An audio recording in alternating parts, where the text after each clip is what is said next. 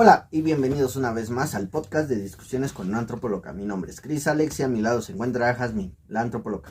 Recuerden que en este podcast trataremos temas sobre antropología y cultura explicados de una manera coloquial y un tanto irreverente.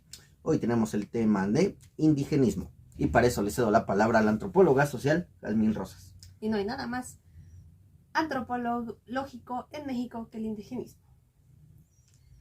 De hecho, eso a veces lo utilizan como palabra peyorativa. Es un indigenista, eso es indigenismo.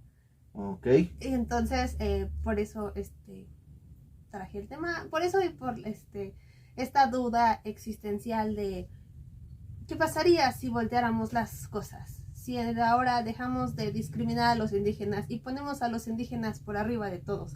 El hecho de que puedas comprobar que eres un indígena puro te da beneficios y entonces se vuelve la nueva casta dominante del país.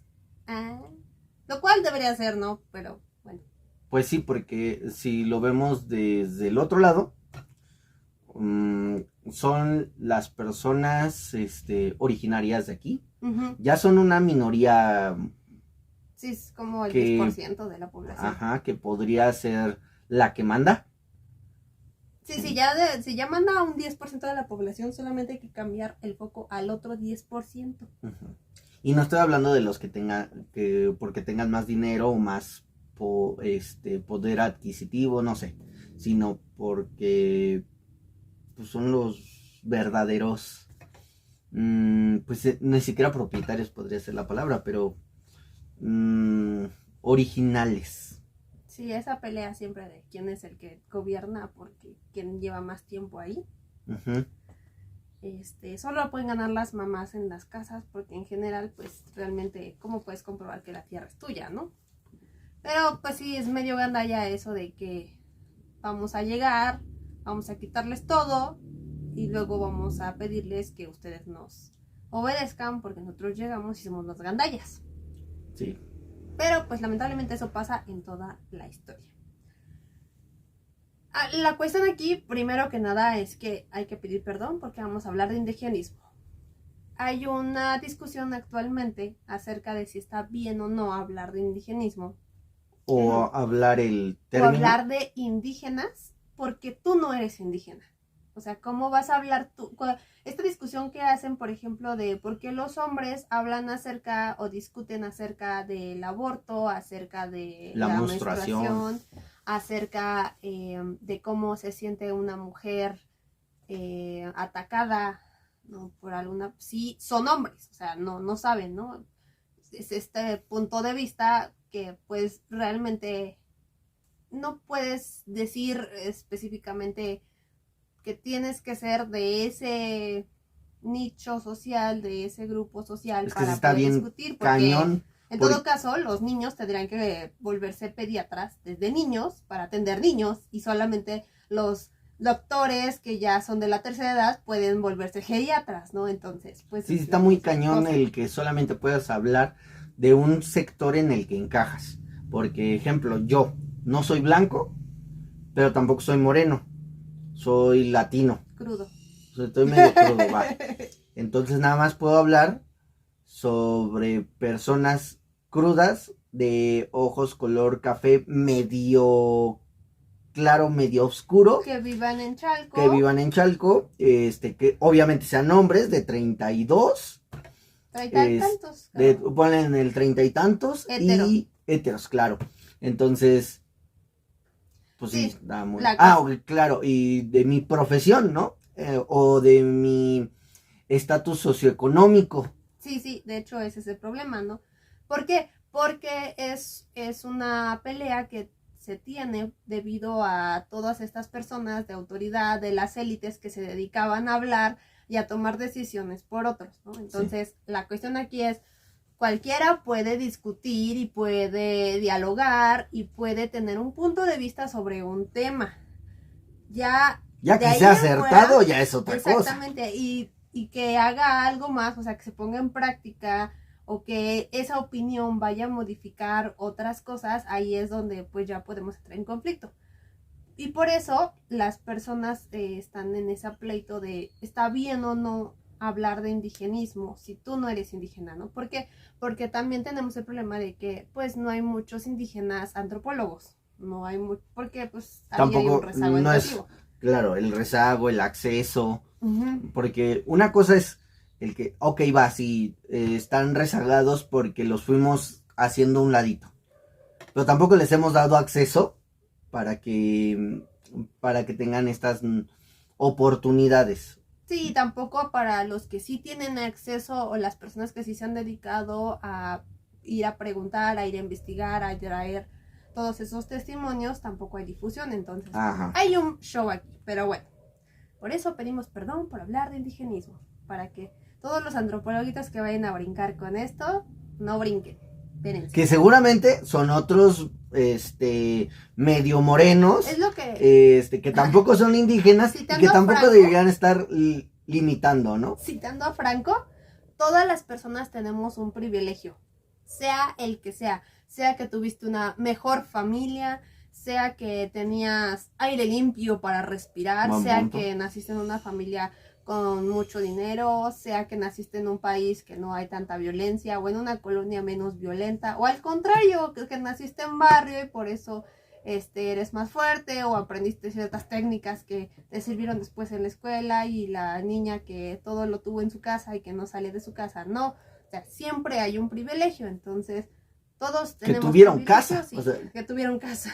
Ya con que Tener tengas casa ya es un privilegio. Tener ni siquiera paredes, un techo. Un techo es un ya privilegio. es un privilegio. Exactamente, entonces todos tenemos privilegio y desde ahí vamos a partir.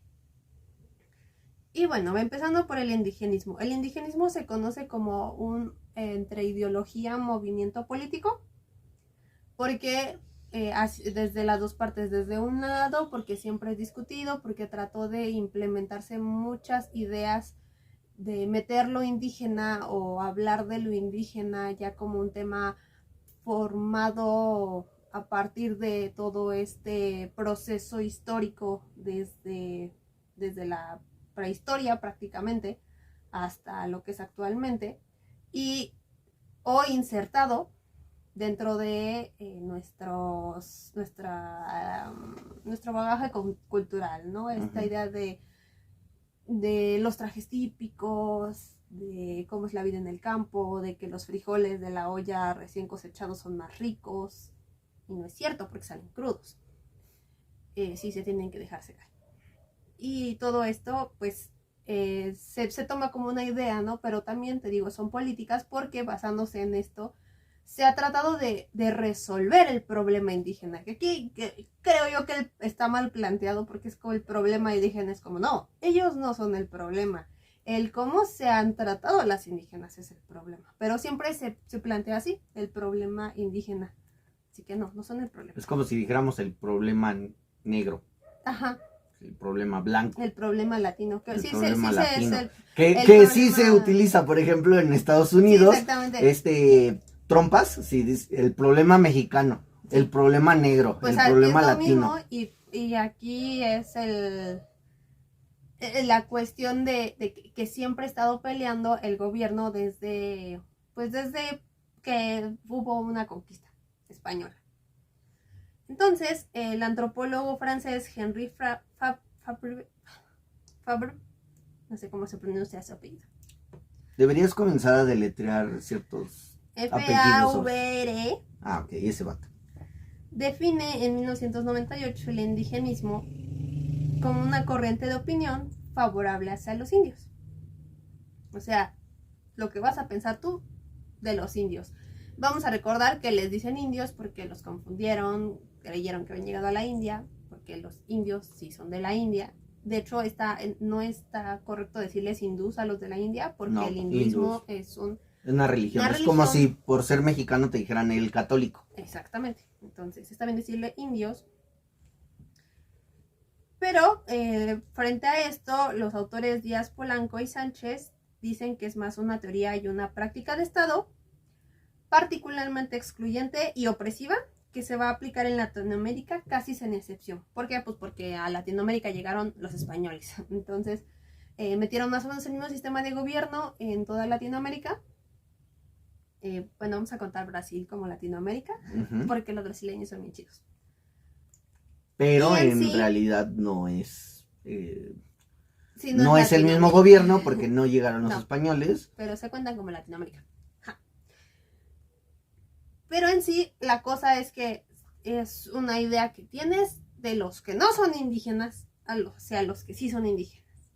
Por eso aquí empieza la discusión, ¿no? Son personas que no son indígenas tratando temas de personas indígenas. Ujú.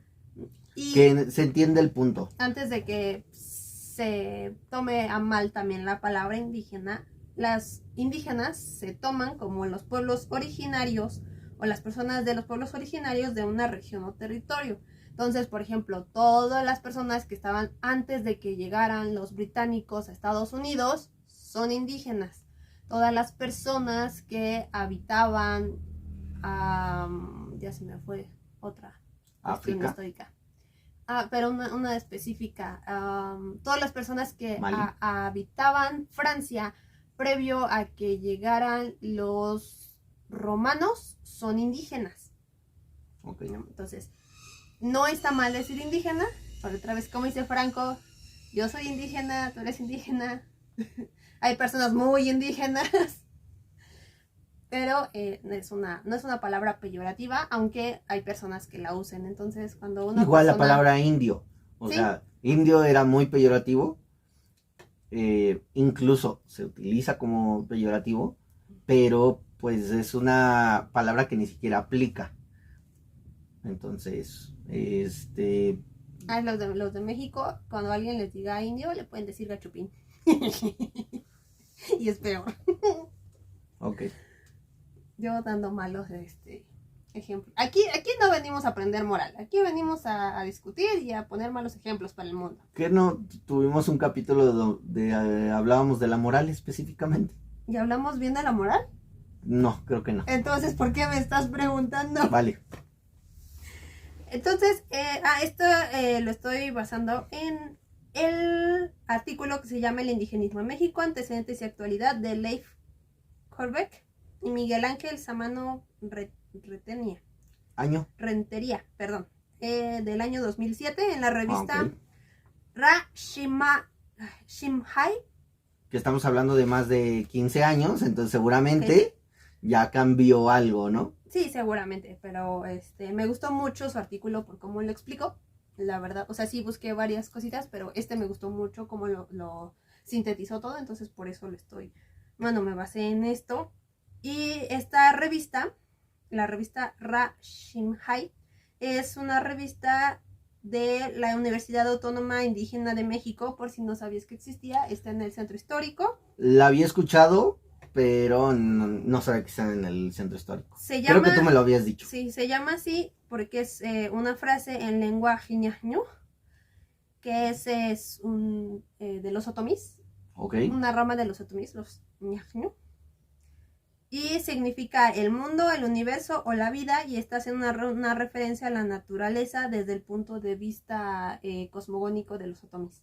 A ver, ¿y yo puedo estudiar en la Universidad Sí, puedes Autónoma estudiar. Indígena de México? Sí, puedes ingresar, es como cualquier universidad, ingresas. ¿Pero los maestros son indígenas? No todos, pero sí hay cursos de lenguas. No revisé los costos, la verdad, revisé más lo de la revista en la página. Uh-huh. Pero sí hay algunas cositas y ahorita están buscando un maestro. ¿De? Lo olvidé, lo siento. Vale, igual no aplicaba, pero... Sí, no, para ser maestro tienes que, uno, tener maestría y dos, tener como una cosita especial para enseñar en una universidad. Y aparte de ser indígena, ¿no? No sé, porque pues... No sé, a lo mejor están buscando un maestro de maya. Está cañón que una persona fuera de la comunidad sepa maya al grado de poderlo enseñar. No sé. Dale. No sé. En fin, entonces estos cuatitos dividen el indigenismo en 3 periodos. El periodo preinstitucional, desde el descubrimiento y la conquista pues del Nuevo Mundo, no solamente de México, también, ya sabes, Guatemala, Honduras, todo lo demás. Y la construcción, eso sí, de la Nueva España hasta la Revolución Mexicana. Después es el indigenismo institucionalizado, que empieza pues después de la Revolución Mexicana, hasta lo que conocerían como la crisis del indigenismo en 1982. Y ya llega, después de ahí llega pues digamos es el indigenismo actual y el neoindigenismo. En sí está más que nada obedeciendo a lo institucional, o sea, la división es como lo institucionalizado, más que algún evento específico.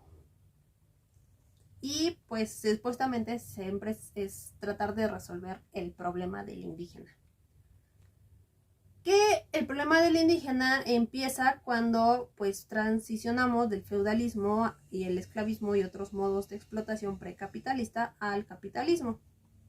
Recordemos nuestras clases de Marx, que el capitalismo pues es el primer modo de producción que globaliza o puede globalizarse, puede ir a todas partes en el mundo, porque tiene la ventaja de que va a poder absorber y de alguna manera también explotar o exprimir a los demás modos de producción sin borrarlos. O sea, por ejemplo, la producción autónoma de las casitas, o sea, puede seguir funcionando, salvo que, digamos, una parte se la llevan al mercado a vender.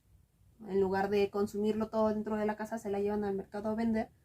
Y entonces, con Ya ese eres dinero, capitalista. ya eres capitalista en ese momento. Aunque el resto de tu producción sea para consumo y volver a sembrar, volver a cultivar, de todas maneras. Y aunque tú no vendieras, si tú estás comprando la semilla sí, para sembrar, o si estás comprando cualquier cosa, ya estás en el capitalismo, pese a que no eres un gran empresario. De hecho. Y esto pasó obviamente por la primera etapa del capitalismo, que es como más el robo y el pillaje, ya sabes, cuando las colonias empezaron a crecer y entonces se extraían un montón de recursos. Descubrir, les gusta decir. Robarse cosas. Y gracias a esto se pudo dar un desarrollo y expansión del mercado capitalista ya en un nivel internacional como lo tenemos ahorita. Así desarrollamos dos tipos de capitalismo, el capitalismo central y el capitalismo de periferia. Cuando se encuentran los países ya con el Nuevo Mundo, que sería el continente americano, va a crecer este capitalismo periférico. Esta diferencia es, digamos que pon un biscuit. Es que el biscuit tiene como una bolita en el centro. Sí. Ok. Las personas que están en la bolita del centro son los países que ahorita, excepto Estados Unidos, se le conocen como primer mundo. Porque no, Estados Unidos, no eres primer mundo, tú eres segundo mundo. Tercer mundo. No, es segundo. Tercer mundo somos nosotros. Tiene que ver con el nivel económico, pero también tiene que ver con el contacto. El viejo mundo, lo que sería Europa, es primer mundo. Con excepción, obviamente. Bueno, Europa, vamos a dejar. Europa, porque pues unos sí, unos no, pero estaban todos en el mismo barquito. ¿No? Entonces, Estados Unidos técnicamente sería como el segundo mundo. El tercer mundo, pues son los que no están tan industrializados, que seríamos todas las demás. Los que no siguen robando. Porque creo que Japón también entra en segundo mundo o algo así. Pero es que es algo que también hay una cuestión de autores.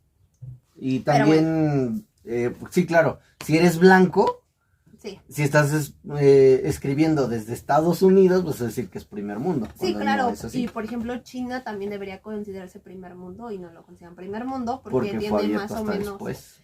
Ahorita tiene, digamos, no sé si el mismo poder adquisitivo o poder económico que Estados Unidos, pero pues sí ya está ahí pisando los talones a Estados Unidos, pero pues obviamente no van a decir, también es primer mundo, porque pues de Estados Unidos. Porque son racistas. Exacto. Y bueno, y también creo que es cosa del ser humano, o sea, no vas a decir él es igual a mí porque luego se siente feo, ¿no? Tú quieres ser especial y único y diferente.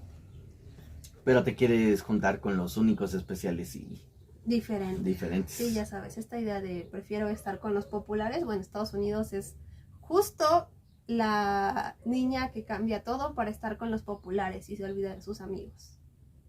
Muy bien, Estados Unidos. En fin, te digo, este encuentro con el Nuevo Mundo y gracias a este encuentro está la nueva transferencia de valores, ¿no? De ellos a todo este continente y entonces viene el capitalismo para acá. Pero hay un problema porque así hay una condición de igualdad, digamos, en el mercado. Ya, no solo, bueno, cuando estaban recién conquistados, pues no, obviamente no.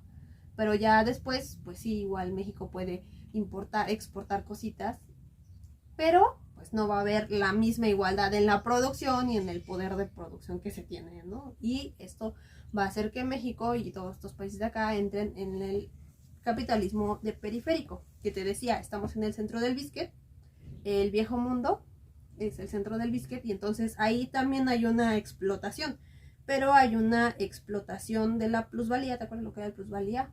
El valor extra que podías sacar. Relativa. Entonces digamos que tú produces un montón de suéteres, ¿no? Y por los suéteres que produces, tú te vas a quedar con el 50% de tus ventas. Eso es tu ganancia. Bueno, en el capitalismo periférico va a haber una explotación o sobreexplotación, y entonces van a quedarse con toda la plusvalía absoluta. Entonces a ti te van a pagar un salario representativo de lo que te cuesta vivir, pero no de lo que tú produciste. Todo eso se lo van a quedar. Por lo tanto, pues todos estos lugares que están en este capitalismo periférico no van a poseer los recursos necesarios para poder cambiar estas relaciones de producción y dejar de estar en la periferia. Siempre van a estar sobreexplotados. En fin, así es como se inserta México y estos países en este sistema, que pues en sí no es como que hay una persona ahí diciendo esto es lo que va a pasar, sino que fue como dándose todas las situaciones. Y entonces esta relación entre conquistados y conquistadores pues se va a insertarse en el capitalismo creciente. Y por ello, pues ¿quiénes creen que van a ser los más afectados? Los conquistados, exactamente. Y esto pues ha sido, te digo, desde entonces empezó el problema. Aquí empezamos con el indigenismo preinstitucional, donde pues la relación que tenían se explicaba de manera biológica. Ya sabes, esos quién sabe si tengan alma, no son del mismo color, son más chiquitos, hablan raro, son animales. Entonces pues aparte de una conquista geográfica, política y espiritual, pues vamos a crear también un sistema de cómo tenemos que funcionar todos, basado pues en estas características, en esta idea justificada biológicamente o espiritualmente o cristianamente. Que se sacaron de los testículos. Exactamente. Y pues van a existir, por ejemplo, las leyes de Burgos en 1512, las leyes nuevas en 1542 y las leyes de las Indias en 1681, donde van a estar muy bien estipulados qué le toca a cada persona, dándole obviamente más derechos a los españoles y menos derechos a los indígenas. Y entonces vamos a llegar al siglo XVII con una crisis económica y política en Europa, lo cual hace que pues tenga que retirar muchas tropas aquí a España y ya no pueda seguir construyendo su nación ideal, y eso va a crear la hacienda y de alguna manera va a reflejarse en la construcción de las comunidades indígenas que más o menos continúan actualmente. O sea, la forma en la que se fueron construyendo nace de ahí. Las haciendas eran una forma de pelear contra el mercado porque eran pequeños reinitos, digamos. Y pues también contra los indígenas porque pues les quitaban las tierras y todo. Sí, técnicamente no importaba dónde construyeras, eran los terrenos de la hacienda y no son tuyos. Sí, exactamente, son del hacendado. Y no importaba cuánto le hubieras metido, igual que cuando vas y construyes en casa de tus papás, no es tuyo, es de tus papás. Así que aquí ya empezamos con, pues, bueno, no empezamos con problemas, seguimos con los problemas y pues vamos a estar con el pleito, o las políticas aquí crean el pleito de indígenas versus hacendados por pelea de tierras. Y por eso llegamos a la independencia. Nos independizamos. ¿De pero quién sabe? No los indígenas, si nos independizamos de los españoles. A ver, aquí sí hubo una independencia ya no teníamos que entregar tributo al gobierno español. Solamente Ahí a la Iglesia estuvo Católica. La independencia. Bueno, aquí hay una cosa rara. Bueno, a ver, no era el gobierno español en todo caso, era Roma. Ya, Y luego no a Francia, corrimos a los españoles, luego... pero nos dejaron a sus hijitos. Sí, Que técnicamente de ahí venimos todos, ¿no? Pero mira, todos los que no son indígenas. sí, y nos fue mal, pero a los indígenas fue peor porque fue Sí. independencia, pero no para ellos. Ellos seguían trabajando igual, las condiciones Sufrieron de persecución. igual, exactamente. Lo que yo te comentaba, ¿no? Mi familia desciende de los mayas. Sí, pero pues mi tatarabuela tuvo que cambiarse el nombre, tuvo que pues Esconderse, ¿no? esconderse y educar a sus hijos para que supieran que sí son mayas, Pero pues pero bajita la mano, porque no les pasara nada. Exactamente, entonces sí, mi familia desciende de los indígenas, pero pues no tenemos ninguna conexión porque nos fue Arrebatado. ¿No? Sí, está bien el punto de porque sí, te lo quitan literalmente. A lo mejor no directamente llegan y te quitan algo, pero pues el hecho de que destruyan tus casas, se queden con tus tierras, decidan explotarte porque crees que eres un animal, pues hace como el trabajo, ¿no? Y pasamos de aquí a pues todo lo que viene después, por ejemplo, las leyes de reforma y todo esto de que hizo Juárez y Lerdo, que eran leyes todavía contra la tierra colectivas de los indígenas. Entonces, pues ¿Cómo Benito Juárez no era el chido? O sea, sí, pero no. Vale. O sea, sí era chido, pero pues es que no puedes estar en la política y salir limpio. A fuerza te vas a embarrar de algo. Más si estás a la altura. Sí. y revisen la página de Nación Multicultural de la UNAM. Está muy buena. Lo que sobrevivió de esto fue el sistema de cargos que se creó dentro de la comunidad indígena. Esto fue la forma en la que ellos resolvieron el problema. O intentaron hacerlo. Ajá. Y el sistema de cargos es, digamos que hay un número de oficios específicos definidos como tales que se van a repartir entre los miembros de la comunidad, los cuales van a asumir el oficio, trabajar por un periodo de tiempo y después se van a retirar por un periodo largo. De esta forma, pues lograron mantener como su autonomía y mantenerse trabajando frente a pues el cambiante gobierno desde la independencia, ¿no? Que hay autores que están a favor y otros que dicen que el sistema de cargos no funciona, pero pues esto depende de cada discusión. Pues funciona porque continúa en muchos lugares. De hecho. Entonces, ¿no funciona al 100? Sí. Por ejemplo, los rarámuri. ¿Sí no son los rarámuri? No sé, ¿de qué hablamos? Los que permanecen con con este sistema. Es que dependiendo, más bien dependiendo de la comunidad. Claro, pero... No exactamente la lengua, bueno, el pueblo hablante. Bueno, los que viven en San Luis Potosí. Huirráricas. Ellos sí. Permanecen con su, Bueno, no sé si es lo mismo ahora que lo pienso, Huirráricas y rarámuris. Según yo, ¿no? No la quiero regar. Pues bueno, no somos indígenas y ya nos disculpamos por eso. Exactamente. Entonces, y por bueno, esto... pero permanece este sistema de gobierno en el que es autónomo. No decimos que sea perfecto, pero se mantiene. Ajá. Y con todo esto ya pasamos al siglo XIX, o sea, llegamos al siglo XIX, donde las leyes se van a ir ajustando a tener una política de blancamiento. Entonces, ahora el problema no es qué hacemos con el indígena, es cómo eliminamos al indígena. Porque se empieza a buscar esta manera de modernizar México o de hacer mejor México basándose pues en el ejemplo europeo. Así que pues la idea no nos basamos en los estadounidenses. No, en el ejemplo europeo. Ahorita Pero si tú les preguntas también vienen de allá. Sí. Y llegamos a la revolución, al posrevolución, porque hubo revolución, pero no para los indígenas. Dejemos igual aquí. No. La cosa no ha cambiado. Aquí los beneficiados... Pese a que pelearon, Sí, pelearon muchos, pero pues murieron muchísimos. No obtuvieron nada. No obtuvieron derechos porque pues aquí la revolución ayudó a mestizos, rancheros y hacendados, o sea, toda la burguesía agraria, no los trabajadores.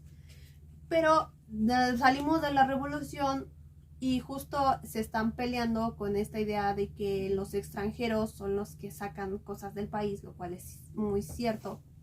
Las empresas extranjeras siguen haciéndolo. Y para pelear contra esa idea empiezan a enarbolar la bandera del nacionalismo mexicano y a hacer esta creación de qué es lo mexicano, qué es lo que nos hace mexicanos. Y de aquí salimos con los charros, con la china poblana. Que no tiene nada que ver con los indígenas. Exactamente, con, por ejemplo, crear los grandes murales de los grandes maestros pintores muralistas, ponerlos en todas las, ¿cómo se llaman esas cosas? Conventos, exconventos, capillas, edificios coloniales para hacerlos mexicanos. Esta idea de las mujeres son las fuertes porque son las Adelitas y los hombres son machos porque son rancheros, pero que se van a pelear con su carrillera en la espalda y con su sombrerote y tienen botas y tienen bigotes. O sea, toda esta idea era como esto es lo mexicano, y de aquí pues sale esta idea del cine de oro mexicano, ¿no? Que es lo que muestra mujeres muy bien vestidas, en vestidos largos, pomposos, de alguna manera sumisas o sometidas a los hombres, y hombres que tienen pistola, que andan en caballo, que son borrachos, que son mujeriegos, que se pelean y todo, porque pues, pero saben cantar. Pero saben cantar, sí, ¿no? Y Pedro Infante. Entonces, para crear esta idea de lo mexicano, ¿qué vamos a hacer? Vamos a idealizar el pasado prehispánico.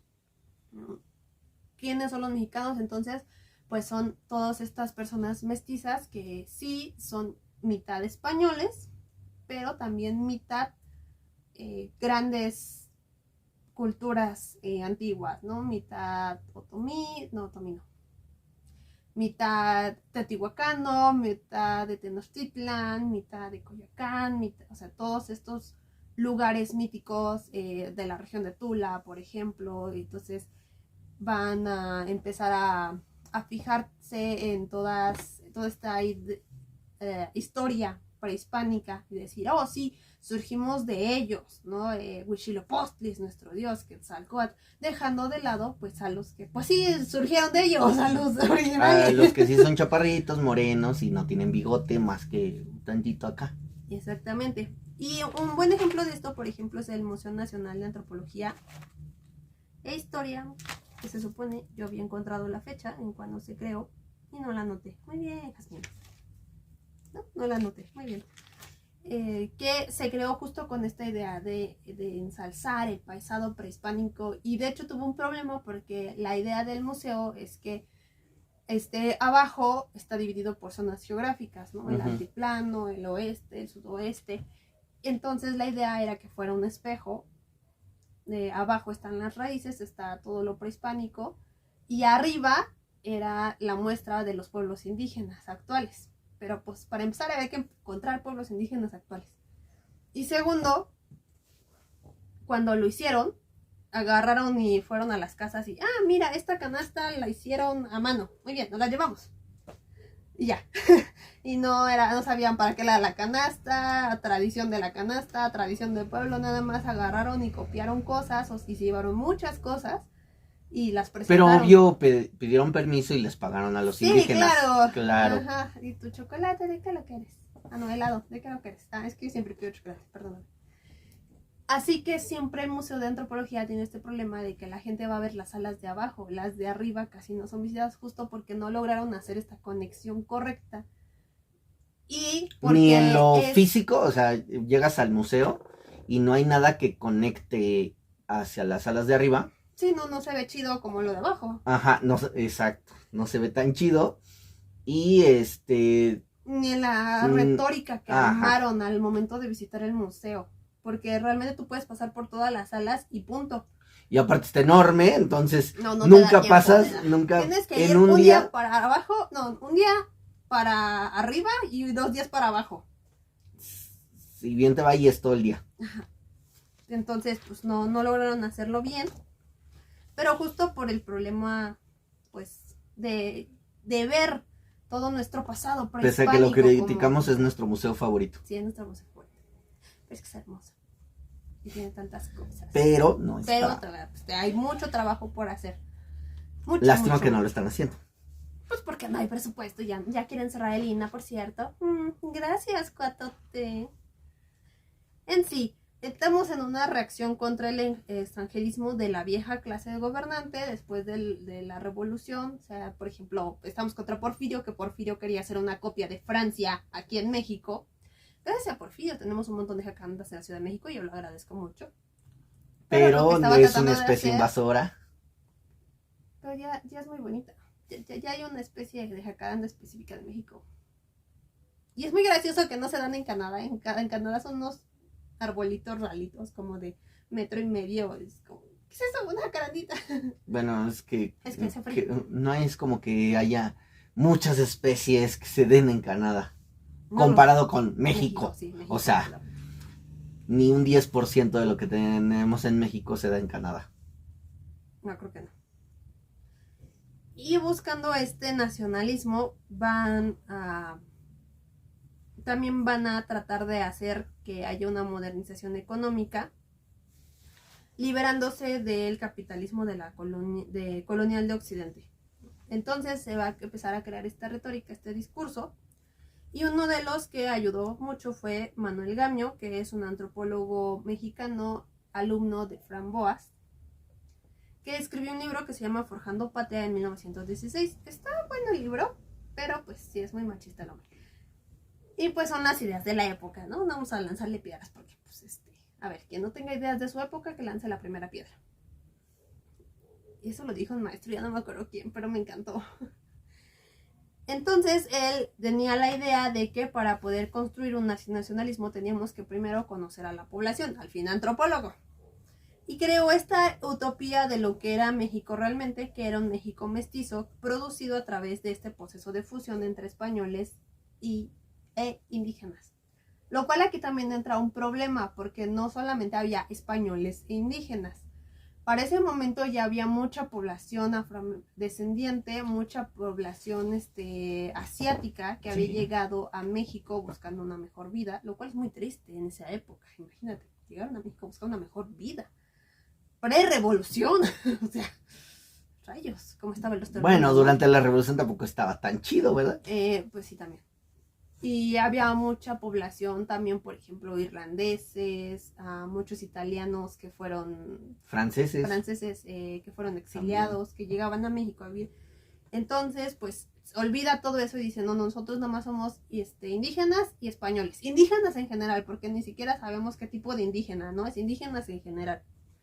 Tan solo el nombre, ¿no? En México, si es una palabra indígena, sí va. Pero de un sector. Sí. Es mexica la palabra. No está tomando en cuenta las otras, en ese momento como las otras 200 variantes del náhuatl y las otras 1000 lenguas diferentes. Y que no me malentiendan, no es que no sea mexicano, no me siento orgulloso de esa parte de vivimos en el ombligo del mundo. Ajá. Pero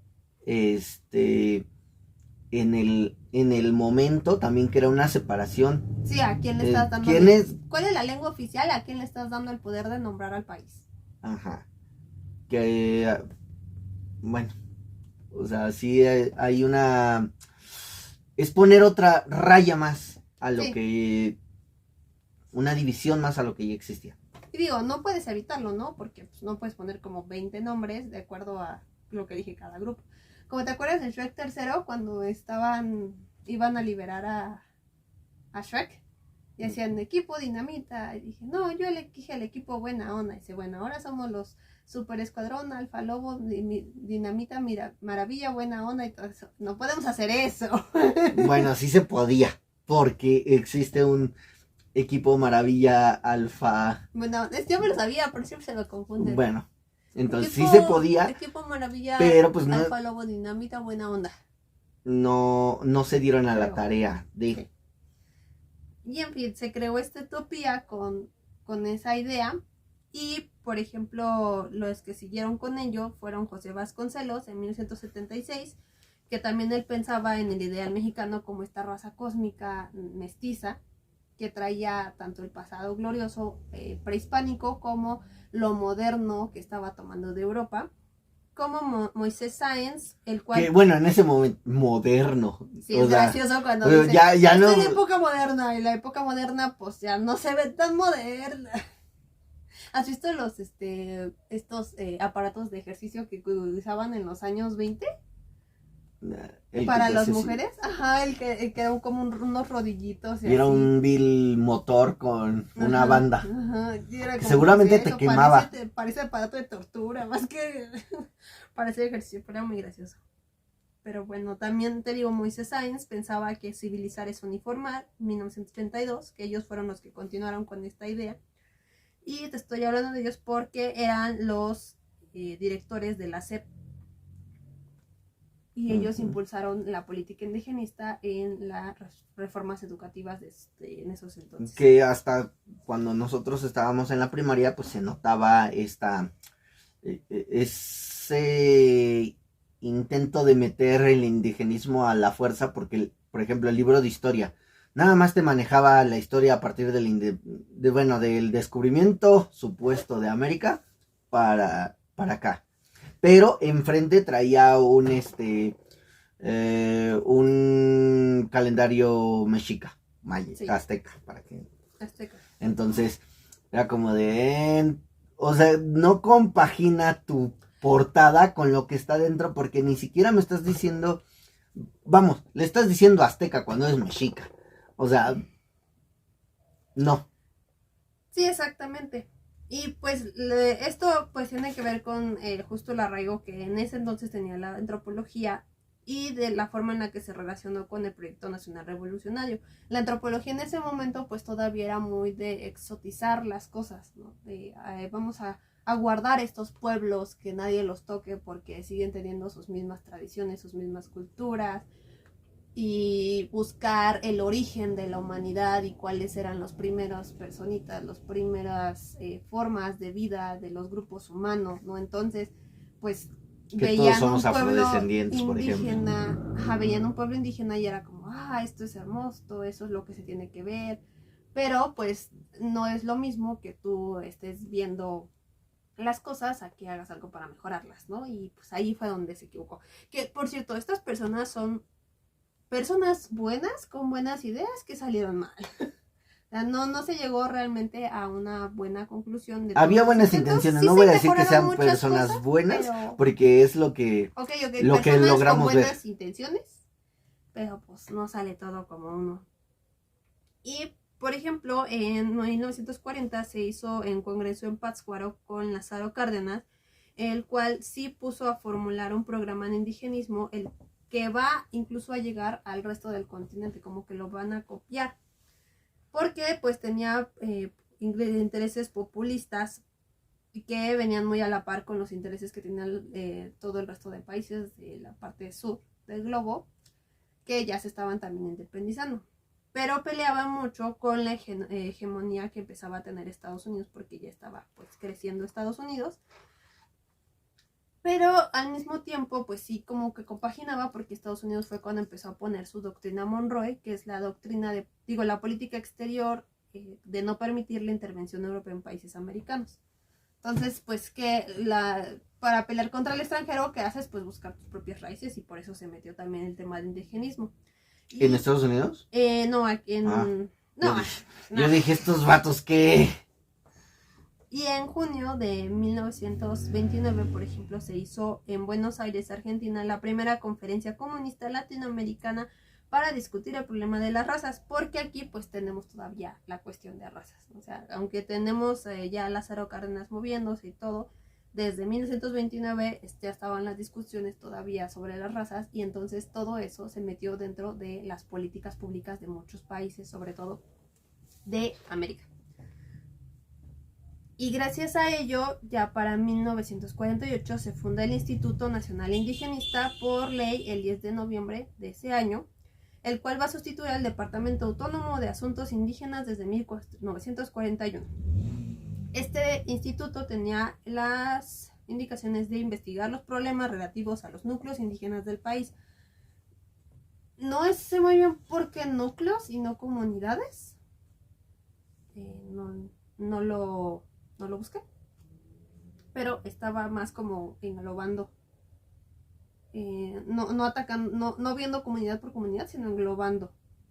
Que es, por ejemplo, la idea que se hizo en Estados Unidos. Que todos son los indios. La Unión India, quién sabe qué. Ajá. Entonces, no les importa si eran... Comanches, si es apaches, no. si es, ya no sé otro nombre, lo siento. Todos son indios, pieles rojas, punto. Y, No lo tomen mal, y tampoco me salgo de aquí, se sabe. Ajá, pero está unido y es un solo congreso, y aunque no es ya representación, bueno, pues decimos que ahí estamos. Sí, prácticamente. También tenía que estudiar las medidas de mejoramiento que requerían estos núcleos indígenas, promover ante el Ejecutivo Federal la aprobación y aplicación de estas medidas, luego intervenir en la realización de estas medidas ya aprobadas, coordinando y dirigiendo, en el caso en el que fuera, la acción de los órganos gubernamentales correspondientes. Pero estamos hablando de 1948, Ajá, donde la mayoría de los indígenas no tenían acceso a estas políticas, o sea, no tomaban decisiones. De hecho, la cosa aquí es, el problema siempre aquí, a ver, te dije, el indigenismo es lo que piensan los no indígenas sobre los indígenas. Ajá. Y aquí es lo mismo, o sea, crearon una institución para ayudar, para resolver el problema indígena sin preguntarle a los indígenas. Que entra este paternalismo. De hecho, yo sé lo que está en bien todas para las ti, decisiones, lo que voy a hacer, que tú hagas. Y también tenía que fungir como cuerpo de consultivo de la institución oficiales, de las instituciones oficiales y privadas, de las materias que legalmente le competían, así como en difundir los resultados de sus investigaciones, estudios y proposiciones, y emprender aquellas obras de mejoramiento que le encomiende el Poder Ejecutivo en coordinación con la Dirección General de Asuntos Indígenas. No entendí por qué había un Instituto Nacional de Indigenismo y aparte una Dirección General de Asuntos Indígenas y pues no trabajaban en conjunto, porque pues es lo mismo, pero bueno. Y este instituto se basó sobre todo en la cuestión de la aculturación y la alfabetización. La aculturación es un proceso de adaptación grupal o individual de una cultura a otra con la que va a estar en contacto continuo indirecto, no necesariamente olvidando su cultura anterior o cambiándola por la nueva, pero digamos, si tú vives 6 meses en Estados Unidos, algo se te va a pegar. Y de igual forma, ¿no? Si solamente vemos cine de Hollywood, sí, claro. O sea, estamos sufriendo o viviendo una aculturación norteamericana. Por ejemplo, ahorita América Latina se está aculturando mucho con Japón y con Corea. Sí. Y no es malo. No. Y no por eso vamos a olvidar nuestras partes. No. No estamos siendo conquistados o no. erradicados como en ese momento, pero sí hay una influencia importante.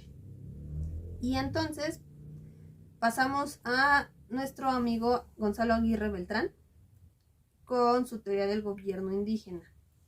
Esto estaba más que nada orientado hacia la educación nacional, y él definió que es indio todo individuo que se siente pertenecer a una comunidad indígena, que se concibe a sí mismo como indígena, porque esta conciencia de grupo no puede existir aun cuando se acepta, sino cuando se acepta totalmente la cultura del grupo, cuando se participa en las simpatías y antipatías colectivas y se es de buen agrado colaborador en sus acciones y reacciones. Es decir, que es indio el que se siente pertenecer a una comunidad indígena. No lo definió Antonio Caso. Pero Aguirre Beltrán, siguiendo con esto, fue que puso su énfasis en la educación nacional, y él escribió un libro en 1953 que se llama Formas de Gobierno Indígena, donde va a explicar a favor del Instituto Nacional de Indígenas cómo debe ser todo dirigido a crear al mexicano o a mejorar al mexicano, mexicanizando al indio. Él sí estaba en contra del sistema de cargos, y gracias a él bueno, no gracias a él exactamente, sino más bien en este periodo ya pasamos al indigenismo institucionalizado en 1951, donde se va a establecer el primer centro coordinador indigenista en San Cristóbal de las Casas. Aguirre Beltrán es fue un antropólogo mexicano que realmente es bueno el antropólogo, porque él sí logró poner un método o construir un modelo teórico para la antropología que también era aplicable. Ahí es cuando entramos en la antropología aplicada, que es esta parte muy difícil de la antropología, de si nos metemos ahora sí. O sea, es que te dije que nosotros somos el meme de no, aquí no hacemos eso. Uh-huh. Bueno, en la antropología aplicada sí hacemos eso. Entonces él, él analizaba las cosas o puso el método de cómo analizar las problemáticas, cómo proponer soluciones y cómo aplicar esas soluciones, que es algo muy complicado y muy difícil de meterte ahí en terreno paternalista. Y por eso Gonzalo Aguirre Beltrán se consideraba un dirigente del indigenismo en México. Él originalmente era médico y se volvió antropólogo. Qué salto sí. Tan difícil. Y entonces, ya como pasamos a este indigenismo ya institucionalizado, bueno, ya estamos en pleno de este indigenismo institucionalizado, vamos a tener diferentes enfoques para tratar el problema indígena, el enfoque culturalista, el clasista, el colonialista, el de etnia y clase, hasta que pasamos a la muerte de Manuel Gamio en 1960 y Alfonso Caso en 1970, que es cuando empieza a haber esta crisis del indigenismo institucionalizado. Y eso es todo por esta parte. Pasamos al siguiente capítulo. Vamos a tener parte 2. Vamos a tener parte 2. Porque pues es que justo estamos diciendo al principio que la antropología en México es hablar de indigenismo en algún momento. Entonces, obviamente no lo podíamos abarcar. No puede abarcar. Lo intenté resumir todo lo que pude, pero no se puede abarcar. O sea, yo estoy resumiendo lo que alguien más ya resumió. O sea, no solamente eso, sino también tuve que buscar más información para explicarme mejor. Entonces, estoy resumiendo de resúmenes y no se puede resumir mucho. No sé demasiado para resumir. Sí, así ya se tomaron shots de resumir. Ya se resumieron unos shots. Me gustaría saber si realmente alguien se está poniendo a hacer esos juegos de trago. Yo hubiéramos jugado con la palabra indigenismo. Sí. O indio, porque te chutaste varias. No, pero indigenismo creo que... Bueno, pero indigenismo que sea de café. Indio de tequila. Indio, indígena. O indígena sería, ¿no? No sé. Pero bueno. Bienvenidos para el siguiente capítulo. Nos quedamos entonces en... ¿qué? En la crisis del indigenismo. Ok. Bueno, entonces la próxima sesión iniciaremos con la última etapa del indigenismo en México, que sería después del indigenismo institucionalizado actualmente. Ok, suena interesante. Yo sé que son temas muy pesados. Demasiado. Y que seguramente, no sé, algunas personas que pues quieren divertirse con este tema, si dicen, ugh. Pero a mí me agrada, a mí me interesa. Y entonces, recuerden, seguramente no todo es diversión. A muchas personas también. Pero nos da mucho para hablar. Y recuerden no regatearle a las personas indígenas que vienen en la calle. Sí, si le regateas al vato que hizo la taza, púdrete, no mames. Pero con eso nos vamos. Qué bonito, bye. Recuerden seguirla en su Patreon como Historias Maravillosas. Nada, les mando un beso. Bye bye.